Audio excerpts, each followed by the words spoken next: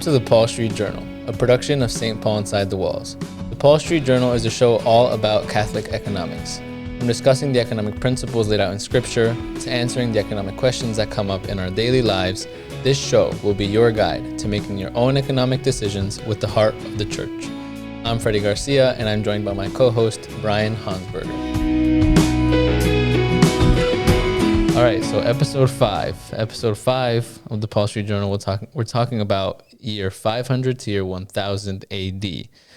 Brian, good morning. Good morning, Freddy. How are you? I'm good. How you doing, Brian? Doing very well. Thank you. Sweet. So last episode of the Paul Street Journal, we talked about years 1 to 500.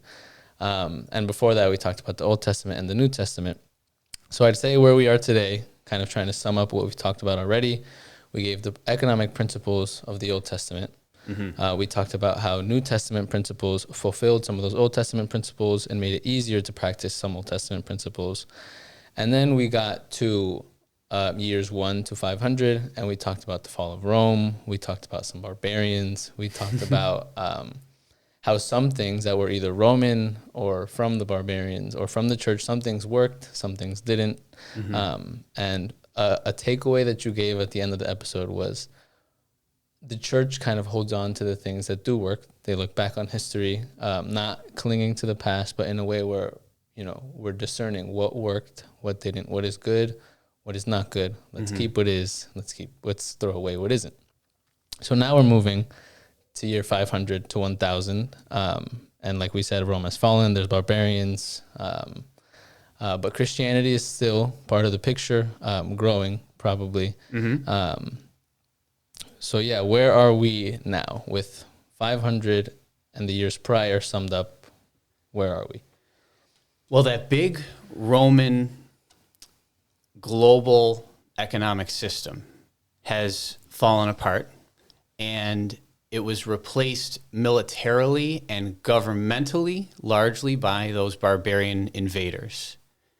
Ostrogoths, Visigoths, Vandals, Franks, Huns, right? All these German barbarian tribes, they just seem to be wandering the Western Roman Empire and plundering, right. Taking over, and basically that urban empire of Rome turned into and was replaced by all of these small barbarian kingdoms. Okay. So I know that some of the emperors that we talked about in last episode, for example, Constantine became a Christian. Mm-hmm. So then there became a relationship between the church and the empire was formed. Mm-hmm. But then Rome has fallen, and you say that this governmental political power is filled in by these barbarians who are, what's the relationship now between barbarians and the church? Are they also becoming Christian? The story of the barbarians is multifaceted, so it can't be, one thing I don't want to do is oversimplify and say all the barbarians were a certain way, but many of the barbarian tribes became Christian before the fall of the Roman Empire. Mm. So, and we talked last week about, how Christian were they? Right, like when somebody is baptized, are they perfect? Do they immediately become perfect Christians? No. Sanctification is a lifelong process, right? And even humanity as a whole is being sanctified slowly by God, right? There's this like pedagogical progress that God is presenting and revealing Himself to humanity. Gradually, so that humanity could grow and increase in holiness as a whole, right? So the barbarians, some of them become the Chalcedonian, like Roman Catholics, such as the Franks. Mm-hmm. Others are Christian, but not that unified type of Christianity with the Pope and with the bishops.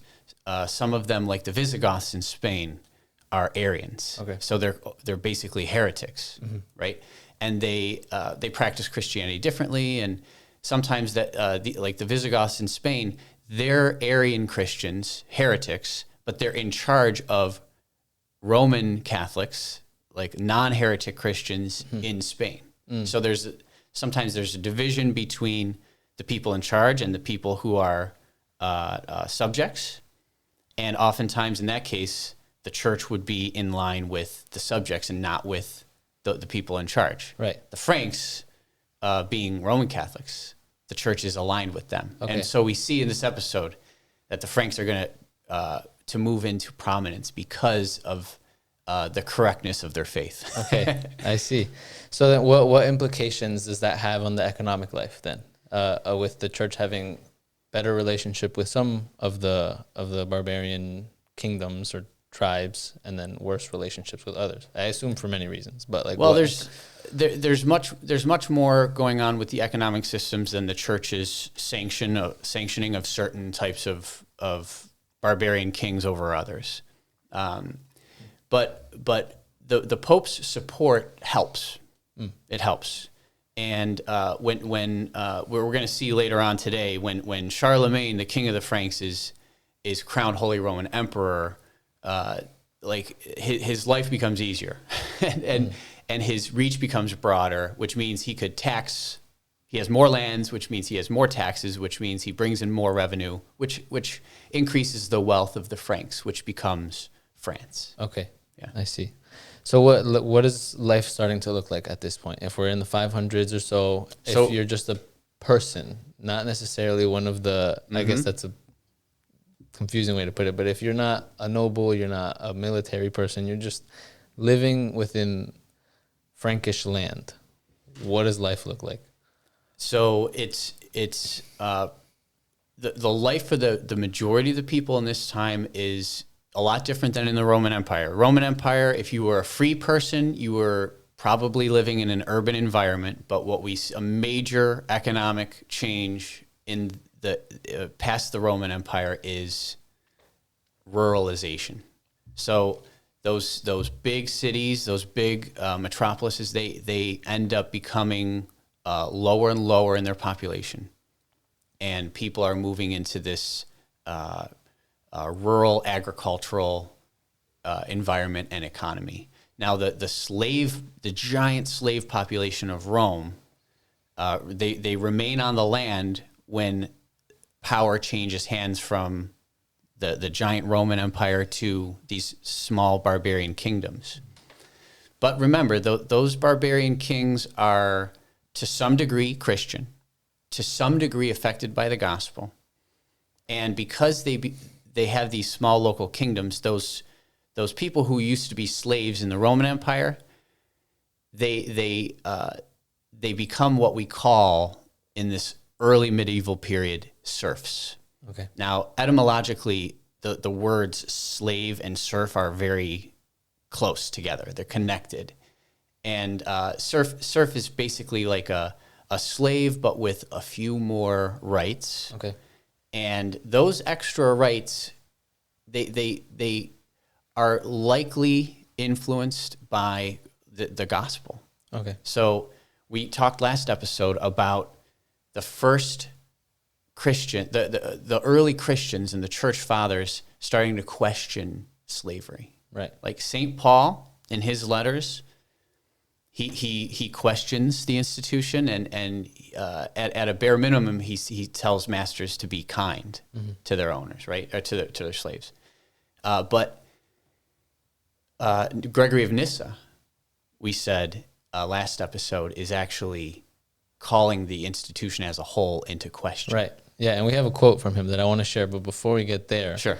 I kind of want to paint a little bit of a picture, because you did so last week about the Roman Empire. You said it was this ginormous global system which kind of operated as a whole. But now, because the Roman Empire has fallen and then it's split up into smaller kingdoms, like you said, there's more localization, there's more ruralization, and there's kind of this shift also in this big economic piece of the slaves becoming serfs, right? So it's just, it sounds like each kingdom is kind of just smaller. And it's like it may be similar, and I'm sure it's still very agricultural. It's probably a similar rhythm of life on a smaller scale. But now, like you said, now we're shifting this idea of slaves to serfs. Yes. And not that this is a question. I'm kind of just like, this is what's going through my head as we picture this. But to get to the quote from Gregory of Nyssa, we also have a quote to compare it to, a quote from Aristotle, which is much prior to Gregory of Nyssa. So first, Aristotle's, around 300 years before Jesus. right. Yeah. Should I share the Aristotle one first? Yeah. Okay. Yeah. So the Aristotle quote, which is before the time of Jesus, is that some should rule and others be ruled is a thing not only necessary but expedient. From the hour of their birth, some are marked out for subjection, others for rule. So Aristotle, a great thinker of the Greek classics, makes it pretty clear that he thinks slaves are just kind of part of nature. It's kind of a good thing. It's kind of like necessary to live life, which, like you said, to a Christian, that might sound shocking. Right, especially today. Or even to contemporary non-Christians. Right, yeah, absolutely. That might sound shocking. But Aristotle, this guy is, I think, well respected nowadays by academics, by people. But this is something he explicitly held.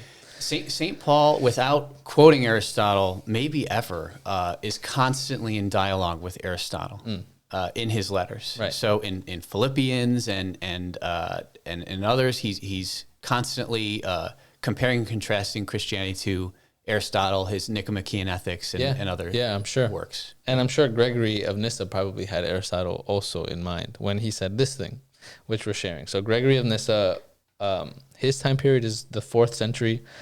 And he says, when someone turns the property of God into his own property and arrogates dominion to his own kind, so as to think himself the owner of men and women, what is he doing but overstepping his own nature through pride, regarding himself as something different from his subordinates? So in fancier language than slavery is bad, he's saying that it's not in our nature. It is unjust to subjugate someone under our dominion, especially men and women, he says specifically. And this is early on. This is the time period of last episode. So we're seeing this shift in thought, but you're saying now we're seeing this shift actualize. It's starting to be actualized, and it's slower than many of our listeners and viewers today would want. Right. Wouldn't it be nice if somebody in the 4th century just said slavery is wrong and everybody's like, yeah, let's get rid of it? But only. Gregory of Nyssa was correct, but he and that's just one quote. He talks about this subject several times. There were others who were Christian and in charge in the same era, who agreed that slavery was probably not good, but what's the alternative would have been their question. So what we see in this era between 500 and 1000 is a very gradual process of Christianity influencing the leadership of the church, these rather barbaric kings and the people themselves, and what is dignity? What does an economy without slavery look like? And there's no one thinker who's calling all the shots here. It's society slowly impacted by the gospel, and we see a gradual development over the course of hundreds of years. Right. And there's wins and losses. So if you're a Catholic, I want to congratulate you for being a part of the religion that really led to the abolishment of slavery. The idea that slavery is wrong is a Catholic idea. It's a Christian idea. But the way in which slavery was abolished, it was not perfect, and it took longer than it should have. But you could at least be proud of, it's our idea. Right. Yeah. Right. Hey everyone, it's me. Sorry for interrupting the show. I'm sure I probably interrupted Brian talking, so it's okay. But I just want to jump in to say that if you're liking the Paul Street Journal and you want to see more content like it, please do like the video, subscribe, and hit the bell for notifications so that you're notified when we have any new releases. And also, if you have any questions or comments, please do leave them in the comment section, and we'll try our very best to respond to them later on in the episodes. Also, make sure to check out the other shows that are produced by the diocese. Those shows are Beyond the Beacon with Bishop Kevin Sweeney, which you can find on Bishop Kevin Sweeney's YouTube channel, and Coffee with Kupke with Father Paul Manning and Monsignor Raymond Kupke, which you can find right here on the St. Paul Inside the Walls YouTube channel. With all that said, thank you. Let's get back to the show. Yeah, and I think I want to jump to the influence of the church on this on society, and extend it to the church influencing these people who are now in charge, the barbarian kings. What does that start looking like? The bishops, I would assume, communicating, and even the Pope communicating with these kings. Yeah, it's a good question. There's countless examples of barbarian kings being influenced by the church. So I don't know where to start, but one person to talk about is Gregory of Tours, okay, which is in France. So Gregory was a bishop. Just to talk about the connection of the church and to the old Roman Empire, Gregory brags in his works about being a member of an ancestral senatorial family. Okay. So the church and its continuation of the Roman Empire in some sense is still there. Remember, we were talking about keeping the good of the past and not getting rid of all of it. So there's that element. But Gregory of Tours, he talks about how the Frankish king that he was associated with, that was his contemporary, was saying things that were wrong religiously. He was doing some things that were wrong morally. And you would think, like, all right, there's this barbarian king who's just really good at, like, hurting people who disagree with him. And here's this bishop who, doesn't have weapons and doesn't have any, like physical power. Mm-hmm. He doesn't have an army, right? Like, why would Gregory of Tours have the confidence to critique this king? Right. Well, to be honest, he's not too harsh on these kings. He's somewhat intelligent in saving his own head, but right. He does critique the king, and he does tell the king that he's wrong.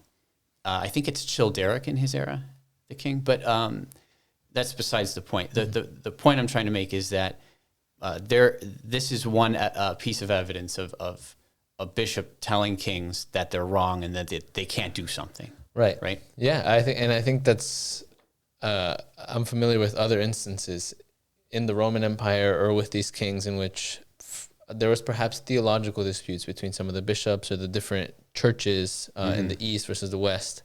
And I think there's some instances of emperors or kings kind of trying to direct these councils or offer opinions or whatnot. And there are many bishops, sometimes popes, who are pretty stark and just say, you as an emperor have no place in ecclesiastical affairs.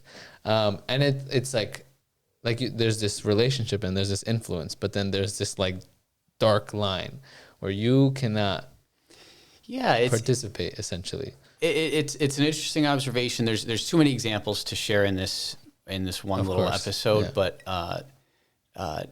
it makes you ask the question, like, why would the church have such influence over these barbarian thug kings, right? Like, what is it about it? Well, first of all, these barbarian kings, they are Christian to some degree, so there's a sense of faith and a belief there, and they also believe in spiritual power. Mm-hmm. They do believe that God needs to be on their side, so that obedience is in some sense connected to the piety of the barbarian kings, some being more pious than others. Yeah. Another thing is the people themselves. How we know that the barbarian kings are Christian to some degree, but how Christian are the people below? So it seems that, and Gregory of Tours talks about this, he sees himself as the protector of the common people. Okay. Against the violence of people in charge, right? So the church is very much the protector of the people, and the people have some sense of faith themselves, right? And the church seems to be their patron in many ways. Okay, Right. Yeah. I think there's a lot of elements there, and a lot that we still have to talk about. So I want to revisit the people, I guess. Now, what does serfdom look like? Are they, you saying they have more rights? And what does their participation in the rest of society start looking like? Like the same question that I kind of asked before. Yeah, which I didn't answer. Yeah, right. What does life start looking like for these people? Yeah, so there's still this element of slavery and servitude that the serf experiences. So we don't want to discount that. But at the same time, they have the more rights. So what are those rights? Well, and a modern day 20th century American might see this as an imposition more than a good, but they enjoyed locational stability. Right, and we talked about that in the Old Testament episode, right? So today we think, oh, locational stability, like that's no fun. Like I want to go to travel, and I want to travel to find the best job. Yeah, that's all of my college friends. But just harken back to like 17th century American chattel slavery. Like when let's say an enslaved man and enslaved woman would get pregnant, have a baby. Oftentimes what happened in a non-locational stability slavery environment is that family was broken up. Right. The father and the mother would be separated. A mother could be sold and separated from her children, which was devastating, terrible, right? Yeah. A true injustice. So what the serfs enjoyed in the early medieval period with locational stability is some sense of family unity, right? They were able to not just marry, but to be with their children, to share a household, and to grow as an extended family. So there is this idea, this stability ends up being seen as a virtue, as a good thing. Okay. And it ends up finding its way even into the monastic experience, which we'll talk about later. But like a monk, a Benedictine monk, takes a vow of stability, right? And when you say that you're going to be in a place for your whole life, you're basically committing to developing a reputation, which means that you have to be on your best behavior all the time. You can't just like steal someone's stuff and then move to a different city and then do it again and again, right? So, locational stability is a double-edged sword, right? It could be a good or a bad thing. And in this case, for the serfs, it's a very good thing. Yeah. So slaves, the right that slaves didn't have was to marry and to have children generally. In the Roman Empire, a coal mining slave in Spain would have had a life expectancy of 2 or 3 years once they were put in that environment, and they would have never married, and that would have been a terrible position. But there were other slaves in the urban environment, maybe a household servant that would have had maybe a better life. Okay. But things become a little more standardized in the early medieval period, and the serfs, what serfdom was varied greatly depending on where and when we're talking about. Okay. But generally, we see this gradual sense of stability and normalcy for the serf class. Okay. And what practical implications does that now have? So we're saying they have locational stability. They're able to have a family. What practical economic implications does that then have? If that's the transition we're talking about. Yeah. So from a labor, so a big part of economics is labor. Right. Right. So what was the labor component of this macro economy that was built off of serfdom? Well, basically the serfs would work the land in an agricultural context, and they needed to be fed. They needed to have vacation days. And again, we're going back to our original Jewish and Christian principles. Right. So their life was as farmers, as agriculturalists were. It was unique and interesting. So, what were their days off? It would have been the Christian Sabbath, Sunday. If they had other days off, they would have been holy days, feast days, right? Holidays. and they would have breaks throughout the day.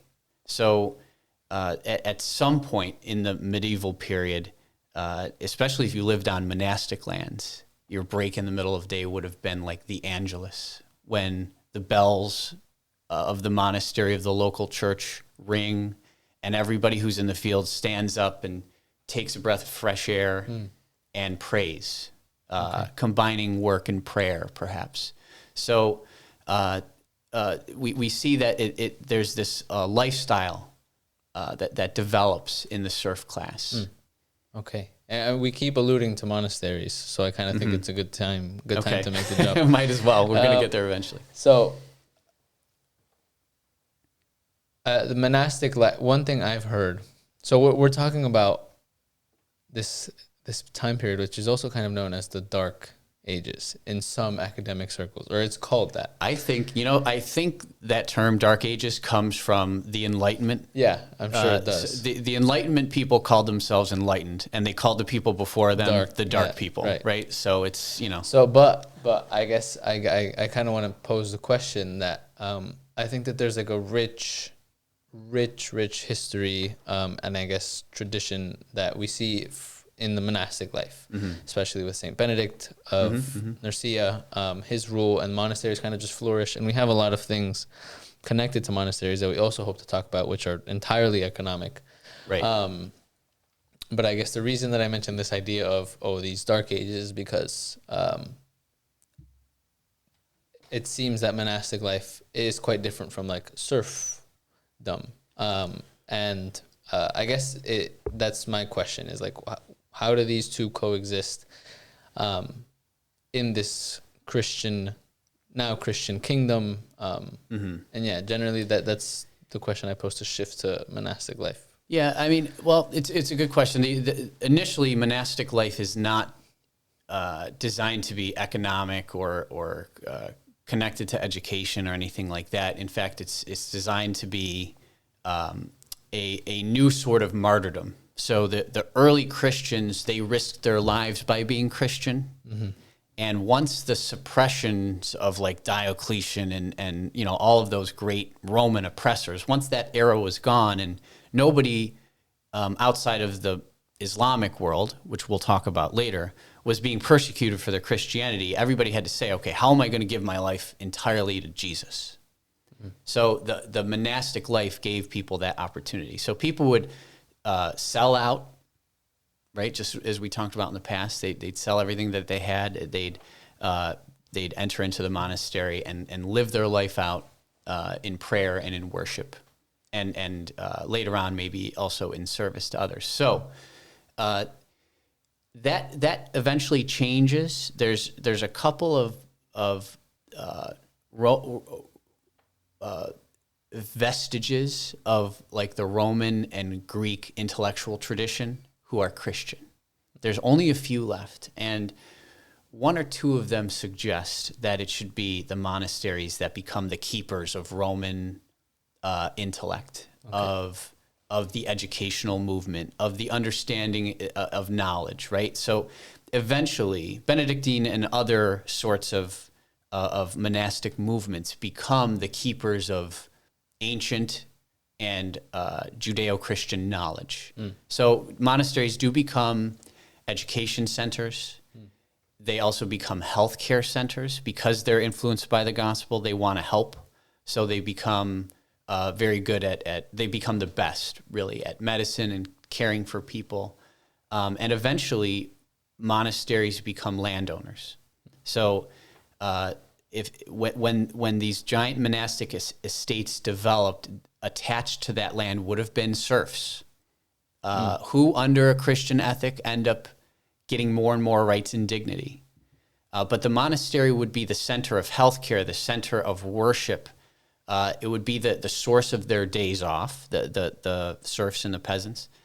And then also it would be the place in which capital, which is a word we haven't used yet, was centralized, right? So let's say you have all of these growers of grain, serfs and peasants on a monastic land. Where would all of the grain be brought for storage? In the communal storage barn owned by the monastery. Okay. Where would the grain be ground? At the monastic mill. If they needed firewood, where would they get it? From the monastic forest. If they wanted to fish, where would they get it? From the monastic river, right? So the monastery became, in many circumstances, like especially in England, but also France and other locations, the monastery was the economic hub, the religious hub, the healthcare hub, and many other things. Okay, so what you're saying is, though not intentionally, the monastery did end up providing many, I guess, services to the outside society. Like, not only was this being provided to monks that were in the monastery or in the monastic communities, but this education, this healthcare, it was also being provided for those that would... Yes, so the healthcare system in a monastery, like in the abbey, would have been for the monks who live there and for the serfs and peasants who live on their land. Okay. So what was the retirement system? Basically at that time it was your family until your family couldn't take care of you anymore. Then you moved into the monastic infirmary. Okay. And then the monks took care of you. And sometimes even non-monks would help work in the monastery, okay, doing tasks like cleaning laundry and things like that. Okay, I see. I think this is a good time to start making a jump, like a bigger jump from the monasteries to what healthcare and education start looking like later on in this time period that we're talking about. I think specifically one thing that we've discussed before this episode was this monastic healthcare system inspiring multiple people, particularly some bishops. I think specifically Basil the Great in the brother of Gregory of Nyssa, right? Yep. So I think he gets influenced by this monastic healthcare system. And from my understanding, both Basil and Gregory are like well off, well connected. So with this inspiration, I think he's credited for using his resources and his information from this monastic healthcare system and kind of creating what's known as like this first institutional hospital. As a bishop, like you said, he is primarily concerned with care for his flock, for his people, and that includes poor people or people that are sick. So I think that he is credited for being one of the first to make this institutional way of caring for those people. So then there's this really, really explicit connection between healthcare and the church. And then you mentioned later on that this gets even bigger and continues to grow, specifically in Paris or in the Frankish kingdom. Yeah. But let's start there with Basil. Any comments on this? Well, I think that we have been very composed in not jumping too far ahead in this podcast. We stick to our eras, but I can't help but just jump ahead and complain about today real quick. Like the whole idea of healthcare as we know it today, and this idea of a hospital, is charity. It's not in this era. It's not a profitable institution or the goal of healthcare or healthcare professionals in this time. It's charity, right? To be of help. So, sorry, that was a digression. No, it's fair. So we have Basil, right? Who and his sister Macrina, I think, was also like very, very passionate about this subject matter. And that continues. It grows. The monastic healthcare system grows, and of course, this is all very economical, right? Especially today, healthcare is a huge component of every individual household's economy and also the macro economy. But in 651, I think, right? Yeah, Bishop Landry of Paris establishes a hospital, and it's at this time that the people of Paris, they always have a safety net if they get sick. So that's a big part of the Christian narrative. It's not just like slaves becoming serfs and then serfs becoming peasants. It's also how are we as a church influenced by the gospel, and how does that turn into action? Right. You know, how do we give God praise by transforming the world and society into a better place for everybody? Mm-hmm. Does this hospital still exist? I don't know. I think I looked it up. Yeah? And I feel like it does. But now I'm that not would be sure. really something. I think, don't quote me, but you sent this to me and I looked it up and I think it still exists. Well, that would be cool. And one thing I know about Paris is that a lot of those buildings, they last for a long time and they change in their usage. So I'll do some more research on that. Okay. Yeah. Hey, Joe, if our producer, you could look that up. Is that hospital still in usage, if you like? And I think Joe has a mic now. Nice. Yeah. Oh, for those watching, we got arms for our mic, so you don't have to hear us obnoxiously tapping on the table. We are table tappers. Yeah. But yeah, no, the studio is getting more functional for your listening experience. But okay, so now, like you said, 6:51. It's so early in the time. I feel like we've not followed. We are crawling through this era. Yeah, not a very quick chronology, but I think we're touching on some really important things. Mm-hmm. Another thing that I think we should start talking about, because you mentioned him earlier, is Charlemagne. This might be a little bit quick for the pace that we've been going at, but Charlemagne is crowned Emperor of the Holy Roman Empire. Yeah, let me ask you a question. Crowned by who? By the Pope. Yeah. So this continues our narrative of who replaces the Roman Empire and the Roman Empire's influence, right, in military, in economics, in politics. So just turning it back to just before Charlemagne, the Frankish kings, which were in many ways the most successful, the most powerful of the barbarian kingdoms that followed the Roman Empire. The Merovingian dynasty, these were the Frankish kings that wore long hair, and long hair equaled power and epicness, right? They were so successful for so long, but they eventually became very weak. Okay. And all that was left was the long hair. You know, that the tax revenue wasn't there, anymore. The military prowess wasn't there, and it was the noble class and the second and the third noble families in command that were in command of the military and in the finances that ended up getting more and more power. Okay. So the Carolingian dynasty, which is established by Pepin and his son Charlemagne, these became the new kings. So who was it that, you know, like it could have been Pepin or Charlemagne that just deposed the Merovingian, the prior kingdom. Mm-hmm. But who was it that actually created the transition from one line to the next, from the Merovingians to the Carolingians? It was the Pope. Mm. It was a letter from the Pope that, in a backhanded way, allowed for it. He grabbed him by the hair and cut off the long hair. Well, the Pope didn't do that, but that did happen. So the last of the Merovingian kings, he was de-haired. That's not a term. His hair was cut, and I think he was just forced into a monastery. But this was you know an example of the church having some sort of political influence, right?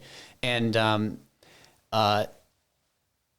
that obviously changes the economics. Where were the taxes supposed to be going? To the Merovingians. Where do they start going now? To the Carolingians. It ends up being Charlemagne that's crowned Emperor of the Holy Roman Empire in Rome by the Pope. It's, you know, who's in charge? The king or the person who makes the king the king? The person who makes the king the king. Yeah, I think that's an important note. Like, the Pope isn't just involved. The Pope is the one calling the shots. Yeah, and Napoleon knows that in the year 1800 or so. So we're going to see what he does later, and maybe in a future episode. Yeah, because he realizes that, you know, in the past the Pope made the king. So we'll see what Napoleon does. Okay. But So the political influence is connected to the spiritual forces of the church, right? And there are major economic implications. So just another example of the role of the church in this process. Now, was Charlemagne a saint? Far from it. This guy was just another barbarian thug. He did have some piety. In fact, I think he, on his bedside table, he did read Christian books, and he did to some degree practice Christianity. I don't think he was able to read or write, so those books didn't go very far. I wonder when the barbarians started to read. Yeah, so society and culture was still rather thuggish and barbaric. I think Charlemagne was eating with his hands. You know, I don't know if they had forks and knives like that, and he was rather illiterate. Right. So a lot of people were probably at that time, right? Many. The literacy and education that was more or less still in the hands of the church at that time, right? So, but Charlemagne ends up having a wide reach, and he finds his influence in Baghdad, all the way to Spain. Right. I guess I have a question because he's crowned emperor of what's called the Holy Roman Empire, right? Yeah, which isn't Holy Roman or an empire, but yes. So I guess the question is, we mentioned that Constantine moved over to Constantinople, and there's this empire in the east, the Byzantine Empire, which, correct me if I'm wrong, but I think they don't like that Charlemagne is called the Roman emperor, because they're like, we're the successors of the actual Roman Empire and whatnot. But does that have any implications, like this west and east, and like, does that start? Yeah, the influence of the east on the west at this time is not strong enough to have much of a. It doesn't matter too much. Okay. Is there a little bit of a rivalry? Yes, but at the same time, it's kind of like rivalrous siblings, because they help each other at times too. I have one of those. Oh yeah, a rivalrous sibling. Yeah. So the relationship has its ups and downs, but once the rise of Islam comes, that connection gets a little tighter. Yeah. Okay. So what is there's this jump from kingdoms to this bigger empire now. What happened to the other barbarians that were in that land? Is there infighting, or a lot of those it doesn't get as big and as conglomerated as you would imagine. It's still there's still a lot of different separate barbarian kingdoms that last for a while. Like the Lombards, they're in the northern part of Italy for a while. The Visigoths, all the way up until the 700s, they're still in Spain. Okay. But they essentially cease to exist in two ways, the Visigoths. So remember, these are Arians. They're not Roman Catholics, so they're heretics in charge of a Spanish and perhaps Portuguese population. And I use those words anachronistically. Those places didn't exist, right. In that name. But the Iberian Peninsula, the people were generally Roman Catholic, but the Muslim conquest finds its way through North Africa, up the Strait of Gibraltar, and the Spanish people call the Muslim invaders the Moors, right. Generally. Which is when? When is this taking place? 8th century. Okay. Check my work on that, Joe. 8th century or so. I think you're right, but I just wanted to ask. Yeah, so the Muslim caliphates, they start being established, and they start pushing the Visigoths north. And also the Franks are pushing the Visigoths south, and they get sandwiched, and they eventually assimilate into the Spanish population a little bit. Some of the Visigothic like chieftains end up working for their new conqueror, like the Caliph of Cordoba or whatever.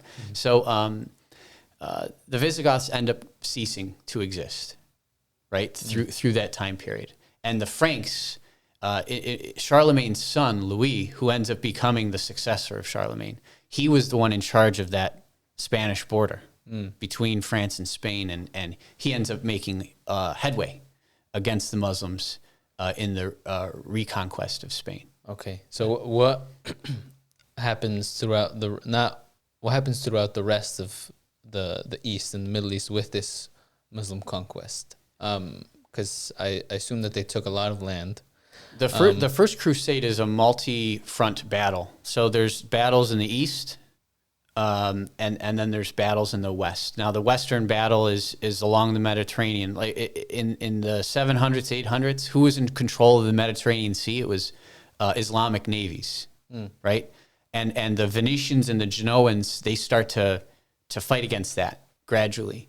And I think we'll talk more about them in the next episode, because that's when they really rise to prominence. But there's major economic implications to the Moors and the reconquest of Spain, right? Especially in regards to slavery, which has been a thread that we've been continuing for the last couple episodes. Yeah. So even with this activity from the Moors, there's still the Holy Roman Empire, so to speak, is still operating functionally. Absolutely. Okay. And it's centered in Aachen, which is Northern Europe. Okay. But so it's not. That's why I say it's not Roman. The Holy Roman Empire is it's more Germanic, but but it is kind of a what's an appropriate way of saying this? Like I don't know of an appropriate way of saying this, but it's saying screw you to Constantinople in one way. Yeah. So can I get to the Spanish slavery thing? Yes, let's do it. Yeah. Okay.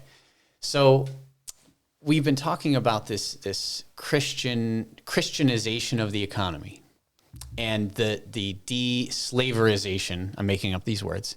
Sounds like it. Of Europe, right? But there's all sorts of sad exceptions to this rule. So it's a good general rule to go by. But a major exception is in this era is in Spain. So the Visigoths, who were like half Christian, they were the Arians, right. They don't seem to be that scrupulous about slavery, so they practiced slavery. Okay. Then the Moors and the Muslims were at that period regular practitioners of slavery and slave trade and things like that. So when they take over Spain and Portugal, they practice slavery, and then in the Reconquest, those heirs of the Visigothic kingdom and so forth, it continues there. So it's slavery is it's never quite fully abolished in Christendom, all the way up until like the late 1800s. Okay. But there is this slow, gradual ending of slavery, but it just takes a long time, right? And it's worse in some places than others. It's especially bad in Spain, and it's because of that connection to the Muslim invasions. Right. Okay. Yeah. So does it get better quicker elsewhere? Oh yeah. Okay. Absolutely. Right. In other parts of Europe, France and England, but others too. What we see is the serfs become peasants. Right. And a peasant is somebody who has even more freedom, let's say, than the serf. So a serf might have to ask for the Lord's permission on who to marry. But a peasant perhaps would be able to marry whoever he or she wanted to. And a peasant might owe much less to the Lord of what they produce. Maybe a peasant just owes a small percentage of what he produces, and then he can keep the rest. If he could keep the rest, he could obtain wealth. If he obtains wealth, perhaps he could obtain capital which produces more wealth. And which we still haven't discussed, but we will. Yeah, and next episode we're going to talk about this idea of specialization, and if a peasant has more leisure time, they could become an expert at something, a trade, a craft. Awesome.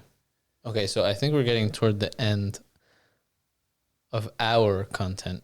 So what I'm going to do is I'll give a little bit of a recap of what we've learned, and then I'll ask if you have anything else to add, and two, about maybe give some finalizing thoughts of where we are at year 1000, circa year 1000. Sure. So again, we still are talking about this barbaric presence in what used to be the Roman Empire, but there's this now that there's cooperation between some barbarian kings, the Pope, one of them, specifically Charlemagne, gets crowned Emperor of the Holy Roman Empire. There's also this dynamic between the church's bishops, sometimes putting the kings in their place for theological matters and whatnot. There's also, because of this fall of Rome and this presence of different barbarian kingdoms, there's this localization, and there's this transition from the slaves of the Roman Empire to then what are called serfs, who, like you said, have a little bit more rights, a little bit more dignity, but serfs and slaves are still generally pretty close together. And then for these serfs within this kingdom, we talked about them having now more potential to have families because of this locational stability, where they have a little bit more stability to kind of build, not necessarily build a home, but have a home with family. And that we see that in the next episode, this will continue to grow. We talked about monasteries and how, though unintentionally, their influence became very strong in the realm of economics, specifically with education, with healthcare. And then we talked about some bishops who then took that to the next level. Specifically, we talked about Basil, who's Gregory's brother, who we also talked about, building this first institutional hospital. Then we talked about this one which may or may not still be operating in Paris in 651. Go ahead, Joe. By Bishop Landry. Yeah, Joe, is it operating? So I found a hospital in France that is still operating. Hospital Hotel Dieu in Paris was founded and remains the oldest still operating hospital. The monastery became a resting place for travelers, as well as a place of refuge for the sick. As this role expanded, monks often developed considerable surgical expertise. Okay. Does it say if that's Bishop Landry? I can't find that anywhere. We discovered after recording that Hotel Dieu is in fact the same hospital founded by Bishop Landry in AD 651, although it has gone through several periods of destruction and reconstruction. Still cool though. If you go to any of these medieval monasteries or hospitals, like the one in Santiago de Compostela, there's also often an apothecary. The monks were, they had all these visitors and sick people, so they were the scientists of that era as well. Wow. Yeah. Awesome. So yeah, like I said, the monasteries are having some very, very prominent influence on the economic life of this of Christendom, essentially. And then we also talked about the implications of Islamic conquering of some land, specifically in Spain, or what is now called Spain, but the implications that had on the eradication of slavery, and how sometimes it complicated it, made it a little bit slower in its abolition. Yeah, and Visigoths just weren't great Christians to begin with. Right, yeah, and I think that's also something we pointed out, that there's these barbarians aren't all Chalcedonian Roman Catholic Christians. There's these Arians who struggle. Right. They're heretics. But yeah, I think that's more or less what we've covered. Is there anything else you'd like to add? There's a big thing I missed that we have to talk about. Okay. Primogeniture. Right. So in cultures, there's diversity in when you're about to die, who you leave your stuff to. So primogeniture is this idea of a patriarch leaving all of his stuff to the eldest son. This is very male-dominated, and primo meaning the first, right? The first of the progeny. So, like the right of the firstborn. yeah, would be yeah. like What's some the way to Spanish say it. word? Primogénito is Yeah. your first son. Right. So that is not a Roman idea. The Romans didn't work this way.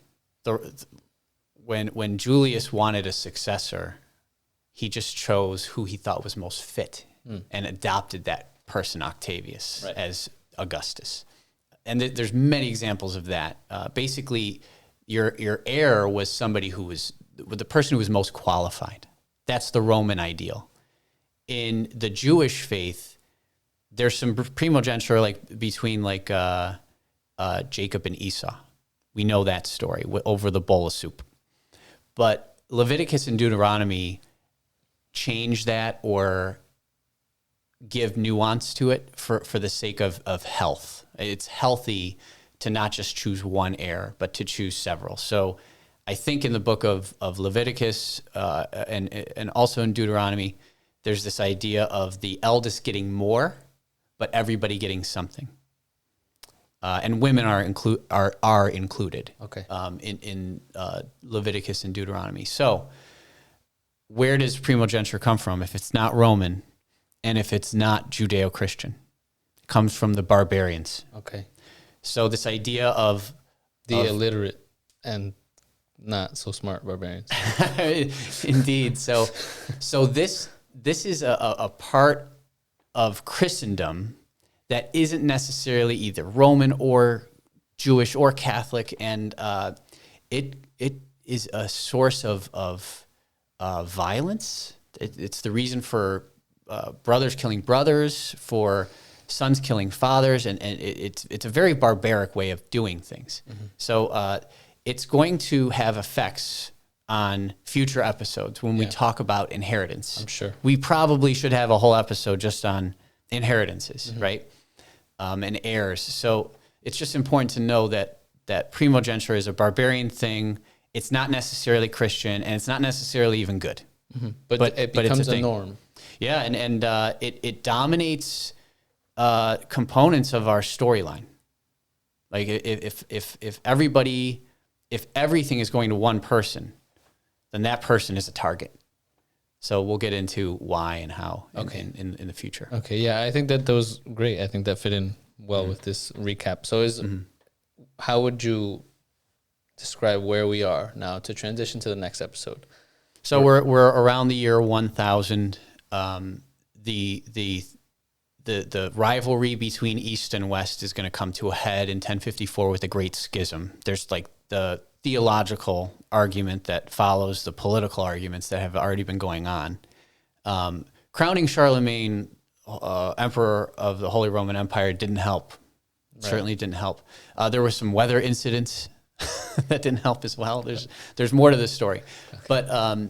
But around the year 1000, there's going to be a change in the progressive growth and rights of those people who were slaves and then became serfs. Now they're going to be peasants, and we're going to see the development of new things, new economic structures based off of this new economy that is not slave-based, but that cares for the individual rights of people. And we're going to see the development of the first European middle class. Okay. That's next episode. Sweet. Okay, I think that does it for this episode. Thanks to Joe for now having a mic and being able to pitch in. Thanks, Joe. And yeah, thank you all for listening to episode 5 of the Paul Street Journal. See you next time.